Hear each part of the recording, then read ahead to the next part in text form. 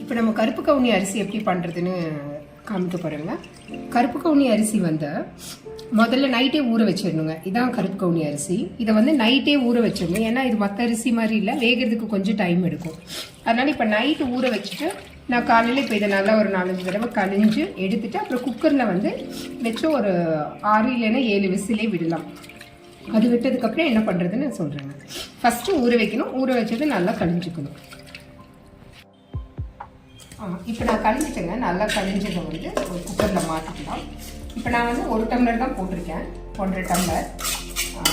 நார்மலாக அரிசியாக இருந்தால் நம்ம வந்து 1 டம்ளருக்கு 2 டம்ளர் தண்ணின்னு வைப்போம். ஆனால் கருப்பு கவுனிங்கிறதுனால அதுக்கு கொஞ்சம் தண்ணி வந்து 1.5 டம்ளர் வச்சோன்னா இப்போ ஒரு 5 டம்ளர் நம்ம ஊற்றிக்கலாம்.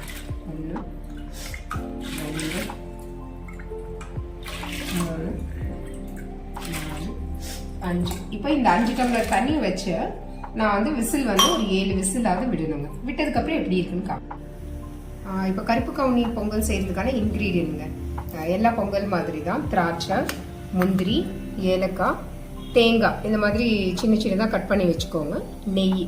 இப்போ இதை வந்து நம்ம வறுத்து எல்லாமே நெய்யில் வறுத்து அப்புறம் கருப்பட்டி வந்து பனங்கருப்பட்டியை வந்து பாகு காய்ச்சி வச்சு அதை வடித்து எடுத்து வச்சுக்கிறோம். இதெல்லாம் இன்க்ரீடியன்ட்ங்க.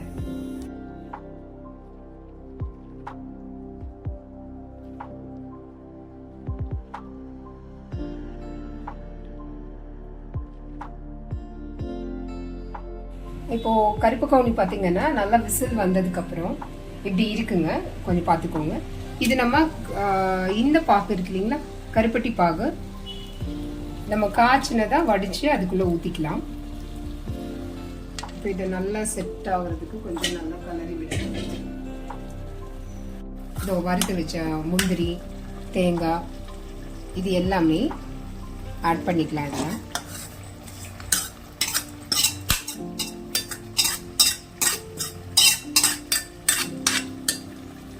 இப்போ இதை ஒரு கலரிட்டு நம்ம வேணும்னா இன்னும் ஒரு விசிலோ 2 விசிலோ இதெல்லாம் பண்ணதுக்கப்புறம் ஒரு விசில் விட்டிங்கன்னா உங்களுக்கு சுவையான கருப்பு கவுனி பொங்கல் தயாராகிடுங்க. இது வந்து எல்லாருமே சாப்பிடலாம். நமக்கு விஜய் மேம் சொல்லியிருக்காங்க இல்லையா, கருப்பு கவுனி அரிசி வந்து எவ்வளோ பயன் அப்படின்னு. இது வந்து இப்போ இப்படி இருக்குங்களா, ஒரு விசில் விட்டு எடுக்கும்போது இது அந்த பொங்கல் பதத்துக்கு வந்துடும். இதை வந்து வீட்டில் சின்னவங்கலேருந்து பெரியவங்க யார் வேணாலும் சாப்பிடலாம்.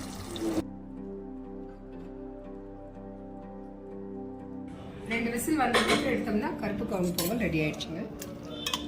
டேஸ்டியான கருப்பு கவுனி பொங்கல். இப்போ இதை நம்ம வந்து குழந்தைங்களுக்கு சர்வ் பண்ணி கொடுக்கலாம், யாருக்கு வேணாலும்.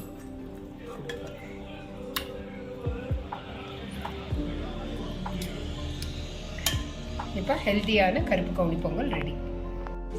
பாப்பா பொங்கல் கேட்டே இல்லையா, அம்மா வந்து கருப்பு கவுனி பொங்கல் செஞ்சுருக்கேன்.